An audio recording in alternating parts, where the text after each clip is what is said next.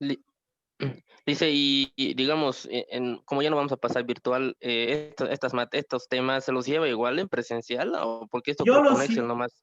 yo los llevo, pero en menor medida, o sea, con ejercicios más pequeños. O sea, no te doy tanto énfasis.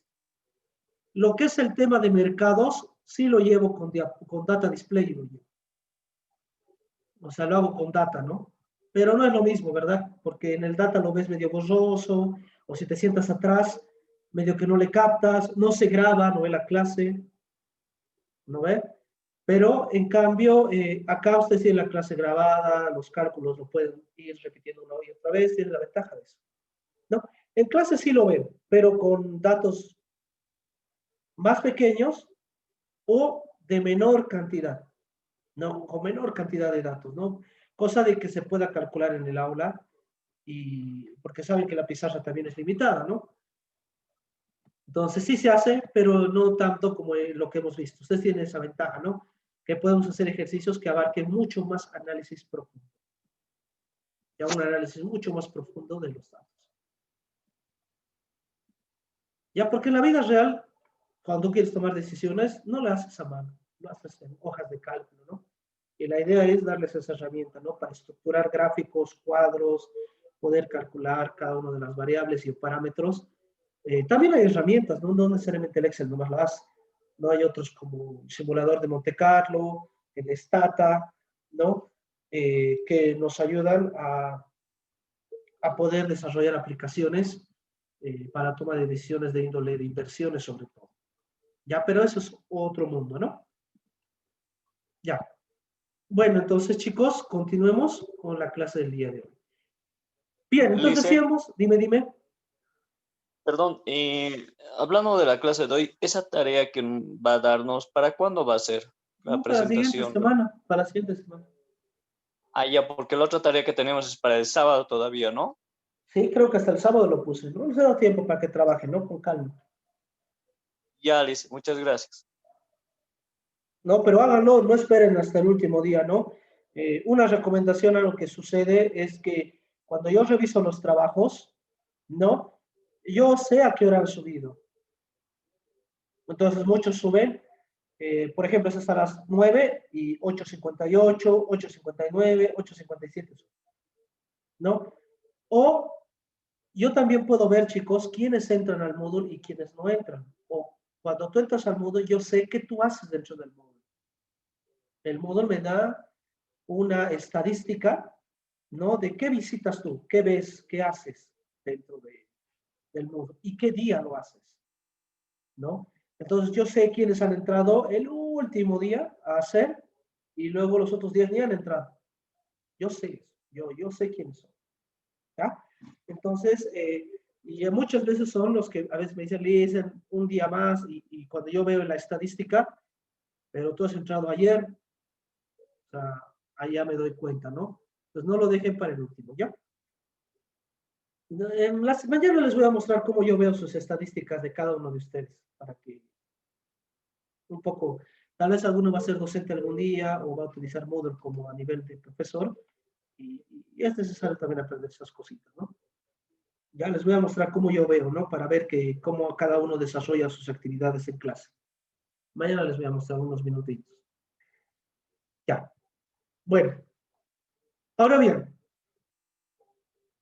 definiendo los instrumentos que son acción ordinaria y preferente, que los van a profundizar más, ¿dónde puedo encontrar bajo la legislación boliviana lo que es ordinaria y preferente? En el Código de Comercio. En el Código de Comercio, ya ahí habla acerca de esto, ¿no? Regula lo que es la estructura societaria, los tipos de sociedades y también lo que son las acciones dentro de una sociedad anónima. Y ahí te dice, ¿no? ¿Qué es una ordinaria, qué es una preferente, cuáles son sus características y cualidades? Ya, ahí, por ejemplo, si no encuentras, puedes irte al Código de Comercio y ahí lo vas a tener eh, todo, ¿no? Se los voy a subir igual del Código de Comercio también para que lo tengan en el material para leer. Bueno, cuando hablamos del costo total de la empresa, tenemos que hablar justamente de la estructura que ésta tiene.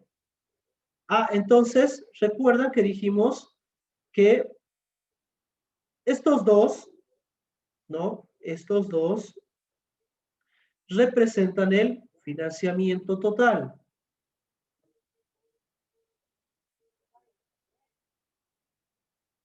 ¿No? El financiamiento total. Con terceros y propio. ¿Verdad?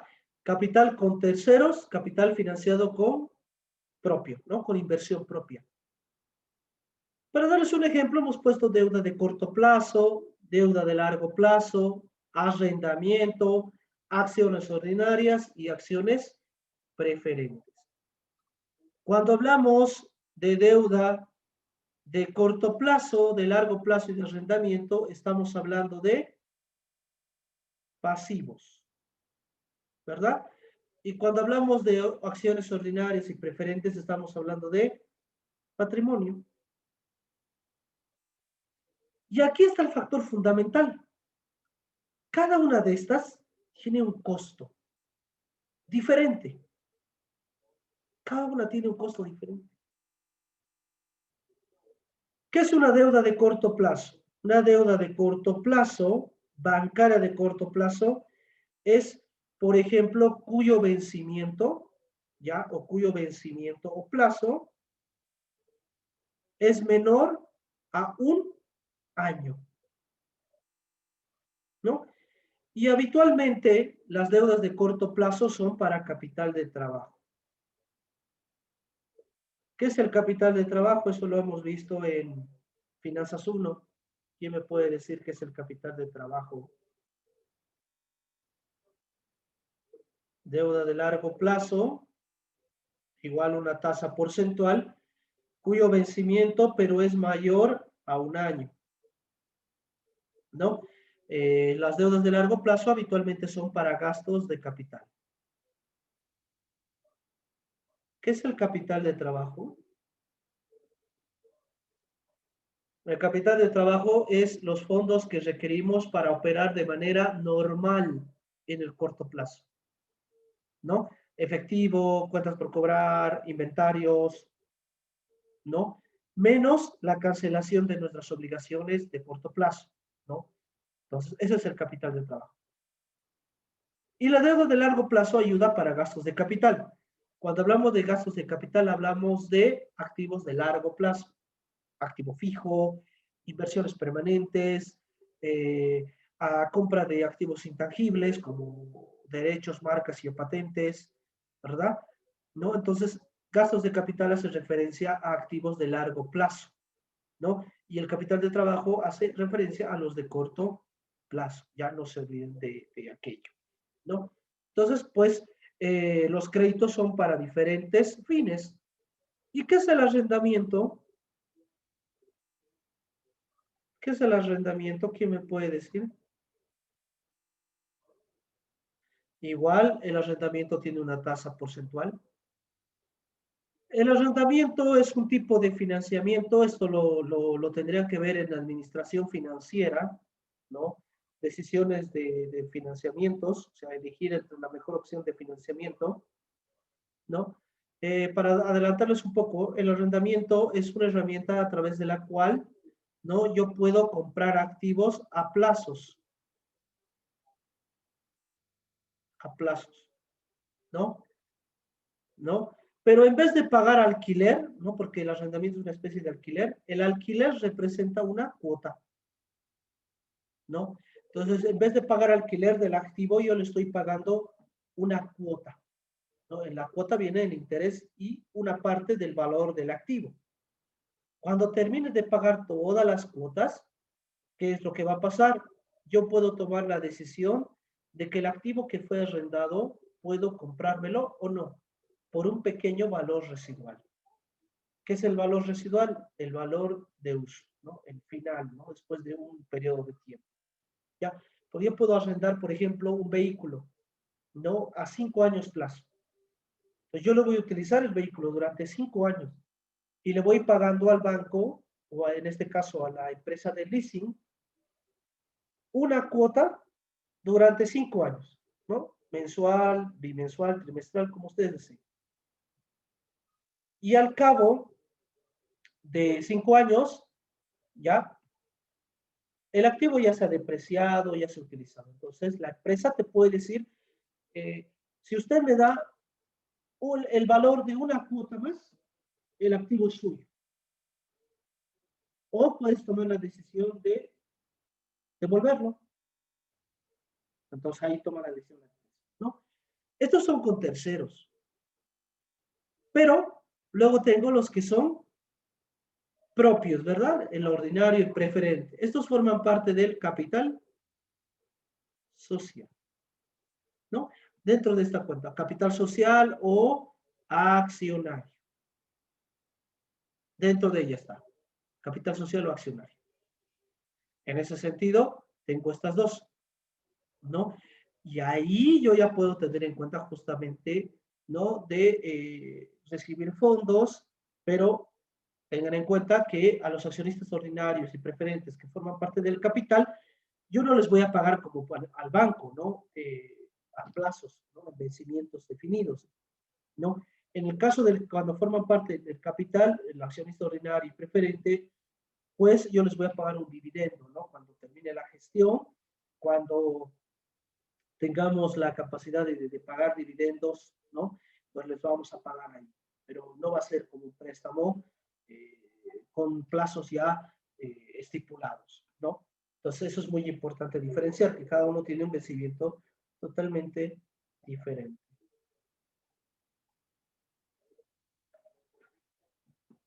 ¿Alguna pregunta sobre los financiamientos, chicos?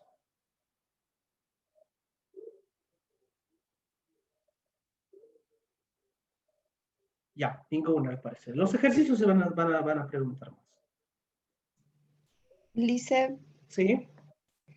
perdón, no sé si fue solo el mío, la parte donde dijo que cuando sacas un auto, por decirte a crédito, durante los 5 años, la empresa te puede decir, esa parte no se la escucho bien.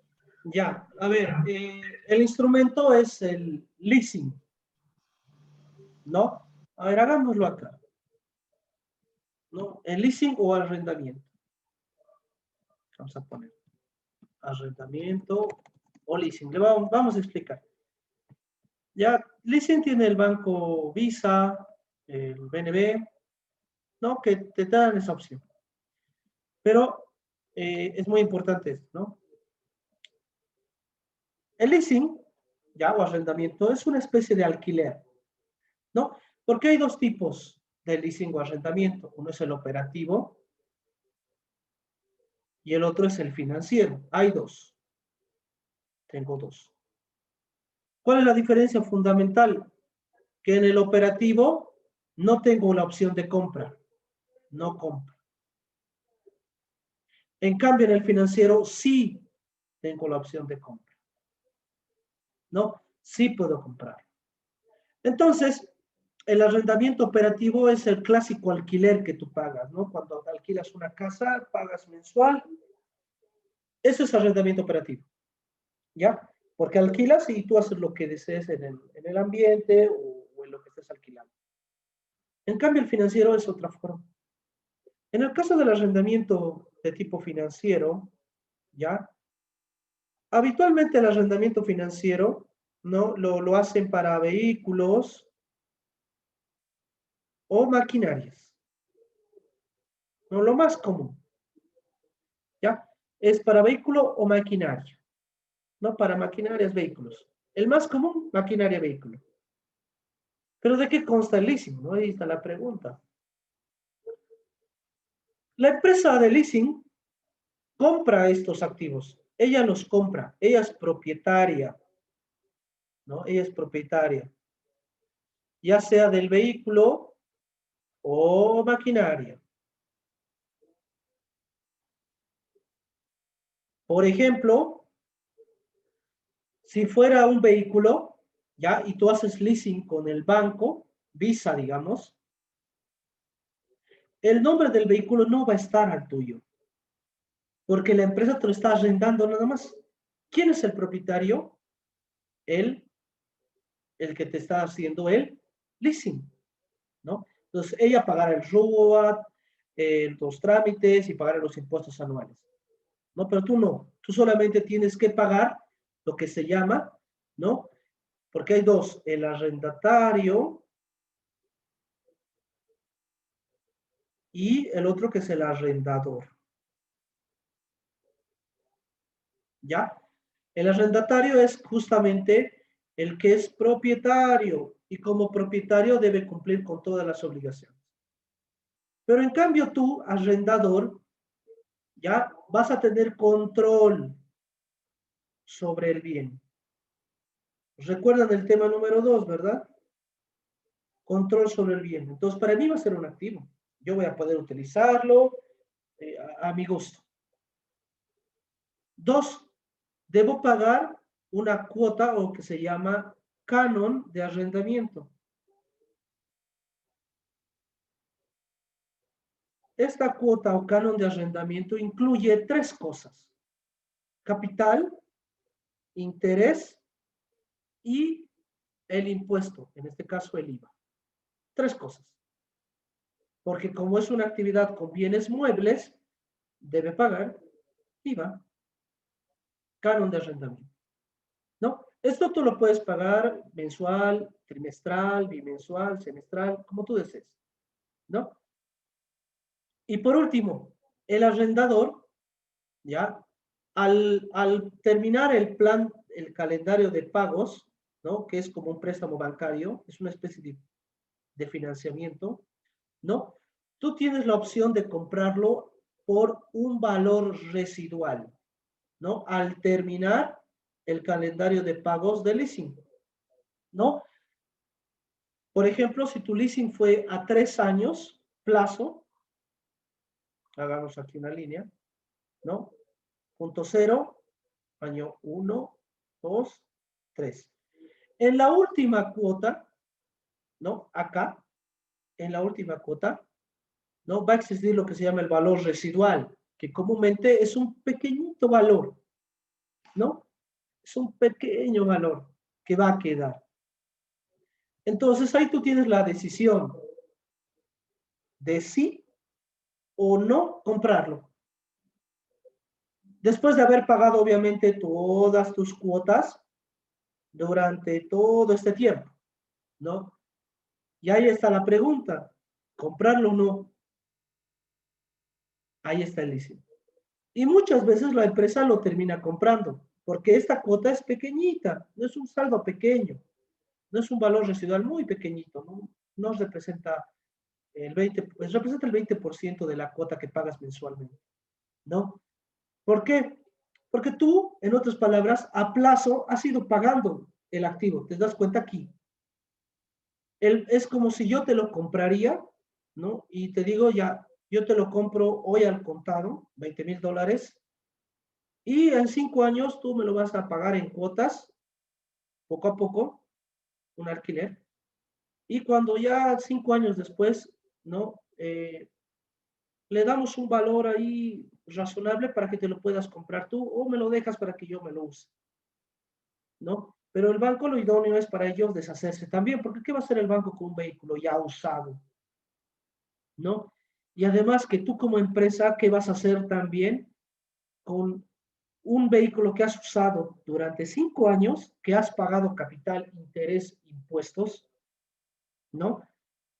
Y devolvérselo, ¿verdad? En otras palabras, estarías desperdiciando todo esto que has pagado, ¿verdad? Estuvieras tirando por la borda todo lo que has pagado durante 5 años. Entonces, mejor pagar el valor residual, que no es mucho, y quedártelo en propiedad, ¿no? Esto es una forma también de comprar activos, ¿no? Esto te lo ofrece el BNB, te lo ofrece el Visa, por ejemplo, ¿no? Son los que Fortaleza también tiene leasing, pero el más conocido es el BNB y el Visa, ¿no? Que te ofrecen cualquier vehículo así, por arrendamiento, ¿no? Ellos compran el vehículo y te lo venden a plazos, ¿no? Te lo venden a plazos, ¿no? Y a un periodo de tiempo prudente. Y lo bueno es que tú ya tienes el vehículo y lo estás utilizando, ¿no? Es una forma también de comprar. Y esta es más fácil de sacar que, por ejemplo, un crédito bancario, ¿no? Porque, por ejemplo, tú puedes tener un plan de negocio diciendo que el vehículo va a ser para distribución, para ser de taxi, o cosas así. Y pues ahí el banco te la va a creer mucho más que decir que quieres comprar con tu sueldo, por ejemplo, ¿no? Para uso personal, ¿no? Es mejor que sea para una empresa, para un negocio o para hacer algún negocio, ¿no? Y el banco pues te lo va a dar más fácil, ¿ya? Las tasas de arrendamiento están pues entre el 10, 11, 12% anual, ¿no? Es la ventaja de esta, ¿no? Además que como en el arrendamiento tiene otras ventajas, ¿no? Tiene ventajas impositivas. Ya, esto ustedes no lo saben mucho, pero otra ventaja del arrendamiento es que tiene tres ventajas. Uno, te apropias del gasto de intereses. Otra es que te ventaja el IVA crédito fiscal, porque por cada cuota te dan factura, ¿no? Y otra, el IUE, porque las cuotas de arrendamiento te sirven para descontar el impuesto a las ganancias, ¿no? Entonces tiene otras ventajas también. Ya, esto es el arrendamiento, así más o menos, en simples palabras, ¿no? Ya, lo que es. Es una alternativa al préstamo bancario. Bueno, ¿alguna duda antes de continuar con esta última parte, que es el WAC, que ustedes tal vez ya lo conocen?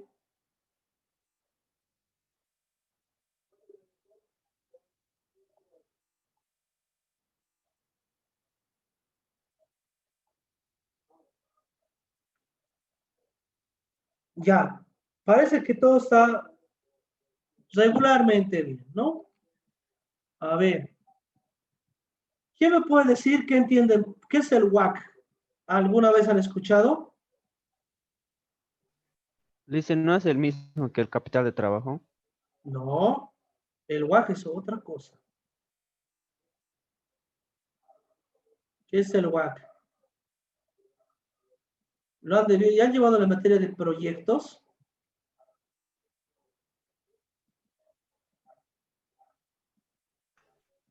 Sí, Lice, hemos llevado. Ahí han debido utilizar el WAC. ¿Para qué sirve?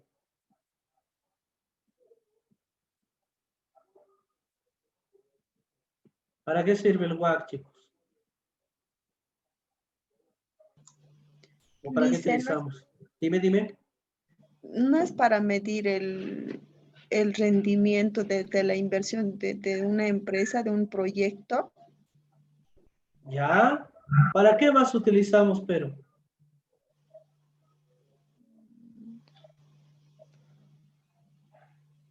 Bueno, algo así me acuerdo, Lice. El WAC utilizamos como una tasa de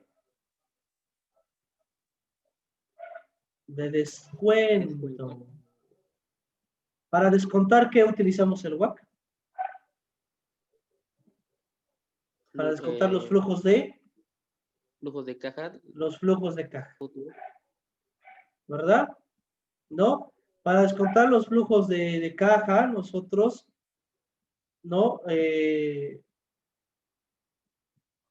Utilizamos el WAC, ¿no? El WAC es un indicador que calculamos, ¿no? Para poder descontar flujos de caja, ¿no?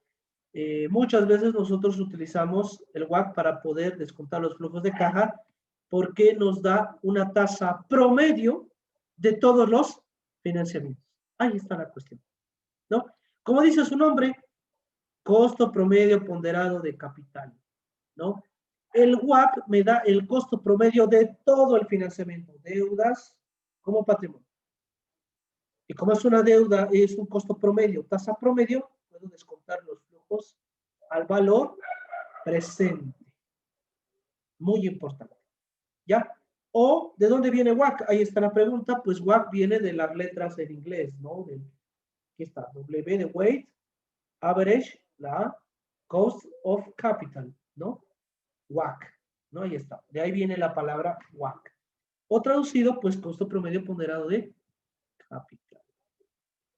¿Ya? ¿Qué es en sencillo el costo promedio ponderado de capital? Es el coste de los dos recursos que tenemos dentro del capital financiero de la empresa.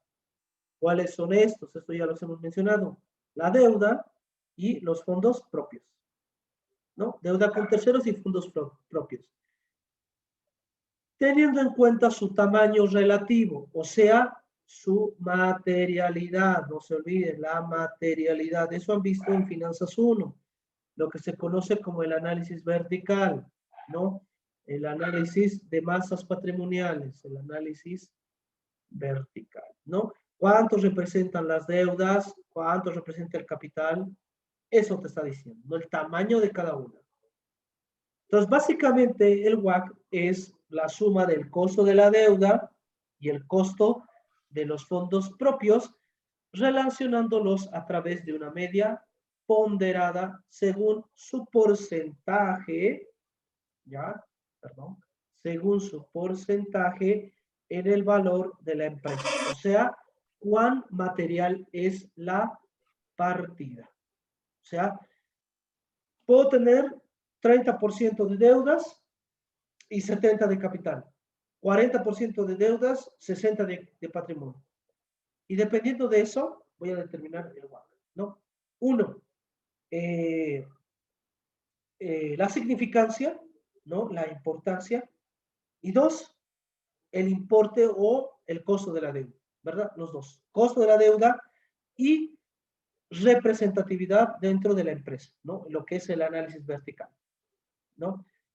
El análisis vertical, para los que se han olvidado, me ayuda a determinar cuál es la materialidad o significancia de una partida dentro de un juego de estados financieros, ¿no?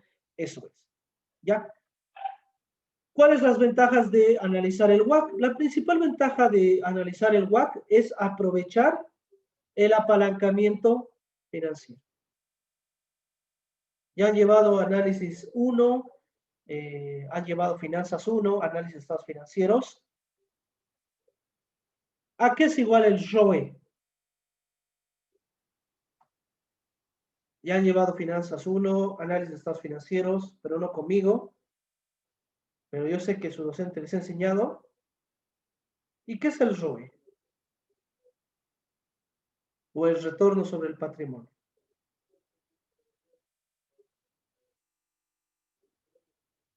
¿Qué me dice que es el ROE o cómo se calcula el ROE?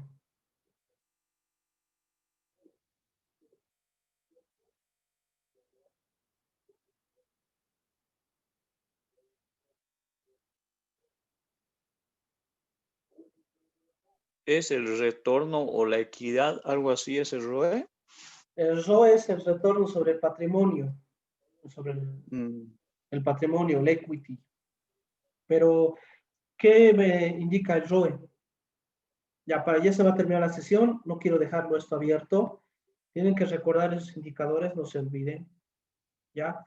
El ROE es igual a la utilidad neta sobre el capital. El rendimiento del capital mide, ¿no? Sí. Mide la generación de valor que aporta la empresa a los accionistas y su inversión. Utilidad neta sobre capital, ¿no? Es el aporte que le otorga, ¿ya?, la empresa al inversionista, ¿no? Ese es el ROE. Y a través del uso del apalancamiento financiero adecuado genero valor, ¿ya? Entonces, me ayuda esto a determinar el WACC. Y dos, el aprovechamiento del costo de la deuda versus el pago del IUE, ¿ya? Mañana vamos a calcular lo que es el WACC, vamos a hacer ejercicios de esto. Entonces, atentos, ¿ya, chicos? Ya se va a cerrar la sesión, cuídense mucho y nos vemos el día